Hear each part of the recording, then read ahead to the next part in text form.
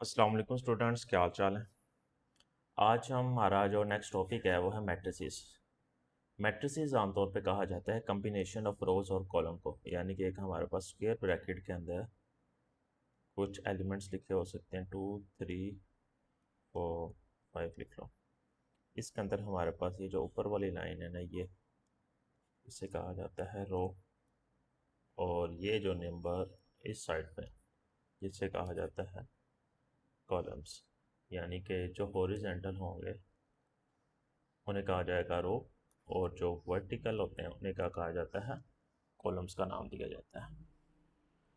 अब आगे मैट्रिसेस होती हैं 2x2, 3x3, और आगे 4x4 भी हो सकती हैं, यानी कि जिसमें दो रोज़ और दो ही कॉलम्स हो, एक रो कॉलम, दूसरी रो फर्स्ट रो और एक कॉलम और दूसरा कॉलम, तो ये हमारे पास होगा 2x2। और अगर इसी तरह 1, 2, 3, 4, 5, 6, 7, 8, 9, इसमें तीन रोज़ होगी और तीन कॉलम्स हो गए, इसको क्या कहा जाएगा, 3x3 का कहा जाएगा। और अगर दो रो और तीन कॉलम है, 2x3, अगर तीन कॉलम्स हों और दो रोज़ हों तो 2x3 का कहा जाएगा उसको। अब इसके अंदर अगर मैं एक मैट्रिक्स लेता हूँ, ये 1, 2, 3, 4, इसके अंदर ये वाले जो एलिमेंट्स हैं ना, इसको नाम दिया जाता है डायगनल्स, और ये वाले जो एलिमेंट हैं इनको नाम दिया जाता है नॉन डायगनल्स। आप इसकी रो मैट्रिसेस की कुछ टाइप्स होती हैं, मेजर मेजर डिस्कस करेंगे सिर्फ, जैसे कि रो मैट्रिक्स जिसके अंदर सिर्फ एक रो हो, इसी के कहा जाएगा रो मैट्रिक्स। फिर आ गया 2, 3 जिसके अंदर सिर्फ एक कॉलम हो, उसको क्या कहा जाएगा, कॉलम मैट्रिक्स। फिर हो जाता है आइडेंटिटी जिसके अंदर सारे एलिमेंट क्या हो, 1, और 1 1 डायगनल 1 और बकाया सारे क्या हो जाए, 0 हो जाए, उसको भी क्या कहा जाता है, आइडेंटिटी मैट्रिक्स कहा जाता है।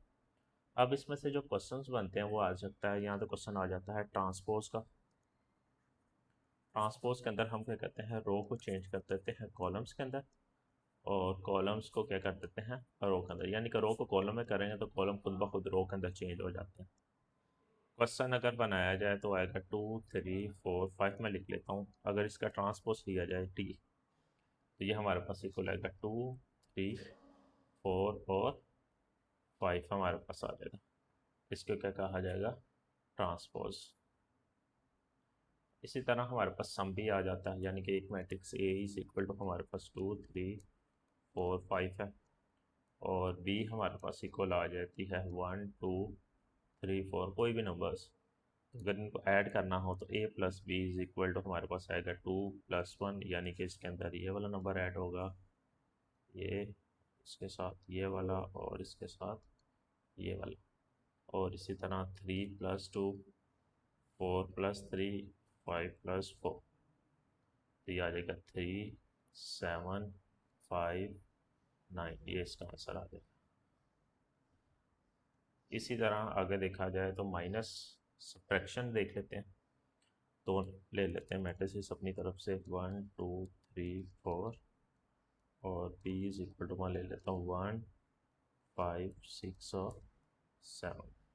तो ए माइनस बी, पहले एलिमेंट 1 - 1, 2 - 5, 3 - 6, 4 - 7, और इसका जो आंसर आएगा 1 - 1 0, -3, -3 और -3, ये इसका आंसर आ गया।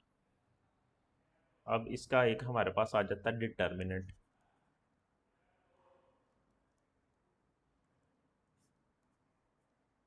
1, 2, 3, 5, इसमें क्या किया जाएगा, डायगनल्स को आपस में मल्टीप्लाई किया जाएगा 1 और 5, और माइनस किया जाएगा नॉन डायगनल्स ये वाले, उनके प्रोडक्ट को 3 और 2।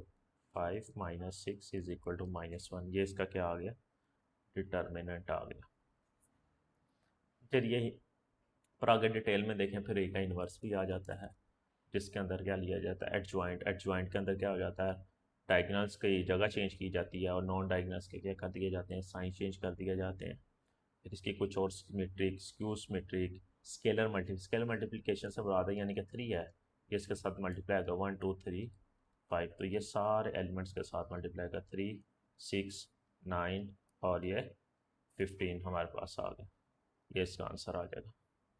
मैट्रिसेस से सिर्फ इसी तरह के क्वेश्चंस पूछे जा सकते हैं।